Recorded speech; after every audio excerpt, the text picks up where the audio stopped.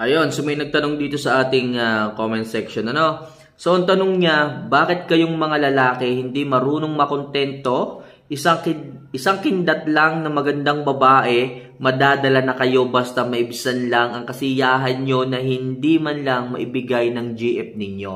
Oo mga kamamay, tandaan nyo ha, hindi naman kesyo sinabi nating si Pedro, pag sinabing si Pedro, ganun na rin si Juan. Tandaan nyo mga kamamay, hindi lahat ng lalaki ay pare-pareho. Lagi ko sinasabi sa inyo mga kamamay, kilalanin ninyo ang isang lalaki bago nyo sagutin. Kaya may tinatawag tayong screening o sa Tagalog, panliligaw. Nanliligaw sila upang hayaan nyo silang makilala. Nanliligaw sila upang ma-screen ninyo yung kanilang maganda at hindi magandang ugali. Sa inyo na lang, nasa sa inyo na lang mga kamamay kung sila isasagutin ninyo nung maaga. The more na maaga nyo silang sinagot, the more na malaki yung tsansa na masaktan kayo sa huli. The more na marami kayong mai-escape na proseso upang makilala ang isang lalaki. Tandaan nyo mga kamamay, kung sino man yung taong sinagot nyo ngayon sa mabilis na paraan, sigurado ako, diyan kayo mahihirapan. Mas mahaba ang pagsagot, mas mahaba ang taon na lumipas bago nyo sagutin ng isang lalaki, mas maganda. Kasi diyan nyo makikita kung gaano sila katagal magtiis sa inyo,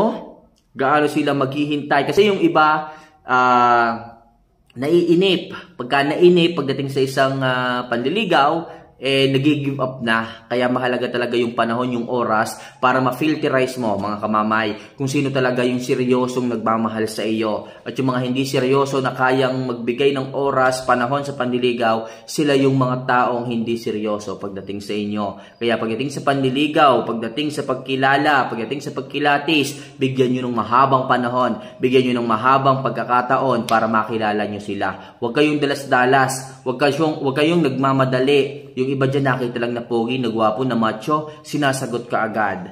Kaya yung iba, kahit magagandang mga babae, nakikita nyo, sila yung naiiwanan, sila yung mga single mom, kasi padalos-dalos sila kung mag-desisyon sa kanilang buhay. Sana pansin nyo rin yun mga kamamay. Dahil doon sa nagtanong sa atin kung bakit daw po hindi marunong makintento ang isang lalaki, sinasabi ko, hindi po kami pare-parehas. Magkakaiba po kami ng quality. Siguro ang natsyempohan ninyo yung mga lalaking hindi marunong makontento, yung mga lalaking hindi marunong isipin yung mga mahal nila sa buhay, yung mga girlfriend nila, yung mga asawa nila. Iba-iba po, kaya po nasa sa inyo pa rin yung desisyon kung sino inyong sasagutin o hindi. Yung iba nagpapanggap, yung iba ginagawa lahat, sagutin nyo lamang, tapos right after na nasagutin nyo, nagbabago na sila. Kaya yung decision